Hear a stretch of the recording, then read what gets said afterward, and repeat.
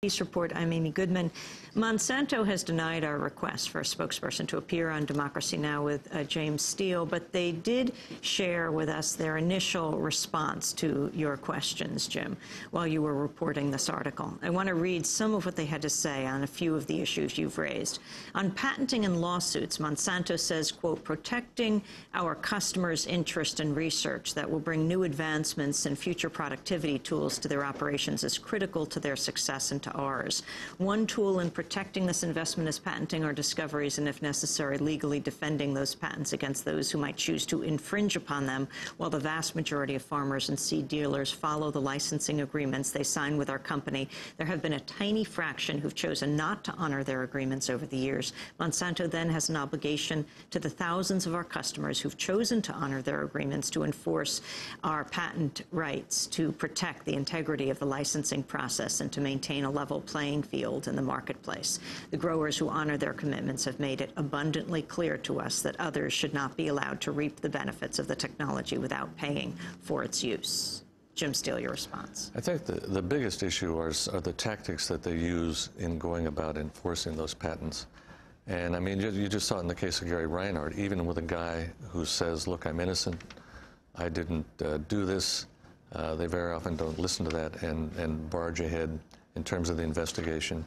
I think it is the aggressiveness with which they go about protecting their patents. I mean, other companies have also developed genetically modified seeds, and they do not have the reputation in the heartland that Monsanto does in terms of these tactics. The private investigators very often confronting farmers in their fields, urging them to sign documents that will then give them free and unfettered access to all of their crop records and so forth.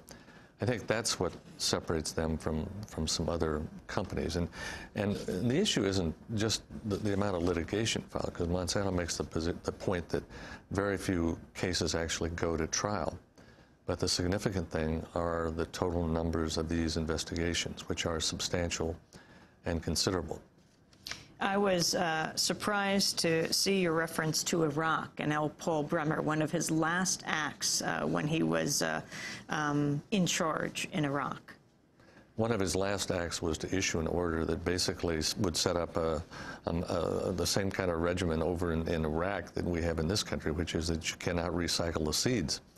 That basically you could only use them for one crop season. You would not be able to clean them, which of course Iraqi farmers have done for years and years and millennia, and you would have to buy them each year, just as American farmers do with soybeans and many other products. Monsanto has maintained that they have no intention of enforcing that or going that route, but the fact is, if those seeds should ever become widely available, there would be the option of enforcing that law. The order stipulating farmers shall be prohibited from reusing seeds of protected varieties. Monsanto has said it has no interest in doing business in Iraq, but should the company change its mind, the American-style law is in place. Jim Steele, milk. One of the things that just amazed us is, like, milk is this other whole battle that's going on out there that people are not aware of. Monsanto developed an artificial hormone to increase milk production. Cows are injected with this, and as a result of that, they give more milk. Many farmers, many dairy farmers, do not want to use this artificial hormone. They want to just get milk the old-fashioned way, the way cows have always produced this. And because there's such a movement in this country that people want to know what is in their food, what is in their milk, many of these dairy farmers simply put on their milk carton no RBGH, which means no bovine growth hormone. It doesn't say anything beyond that. In fact, on the back of many of these cartons, it says something to the effect that studies have shown there's no difference in the milk between cows that receive the artificial growth hormone versus those that don't. But even so, Monsanto has taken action, first with the Federal Trade Commission, to try to get some action to restrict that labeling, to change that labeling. This is one case where the FTC has not gone along with Monsanto. They've denied that request. Monsanto is now working through various state agricultural departments, especially in big dairy-producing states, to try to get similar action on the milk cartons.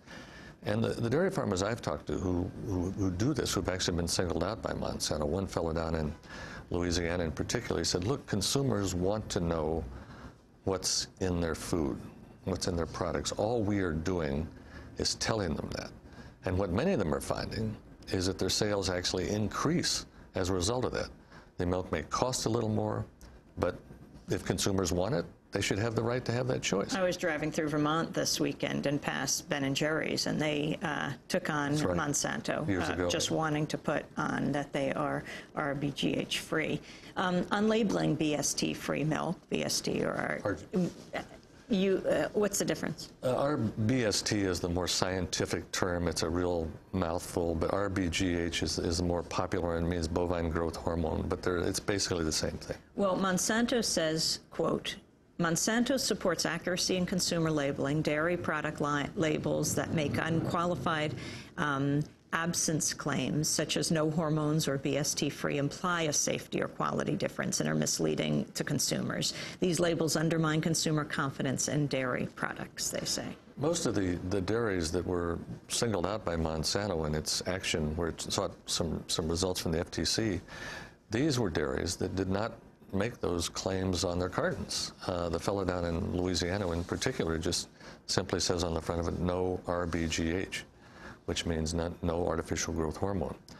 But Monsanto's taken the position that even that disparages the product. I want to quickly jump to last point, the investigation you did of the health effects in two places that have Monsanto plants, in Alabama and West Virginia. Right. Before, when Monsanto was a chemical company, and which was most of its history. Nitro, they produced an agricultural herbicide, and one of the offshoots of this was dioxin, which is one of the most polluted, contaminated substances imaginable.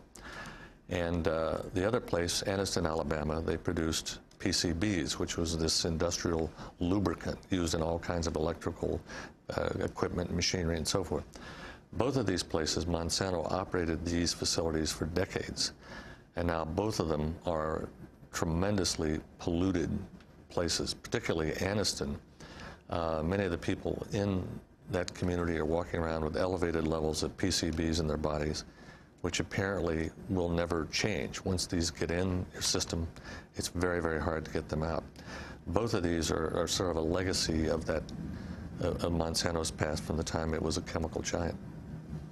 Well, James Steele, I want to thank you very much for being with us. James Steele is the co-author with Donald Bartlett of Monsanto's Harvest of Fear in the latest Vanity Fair magazine. This is Democracy Now!, democracynow.org, the War and Peace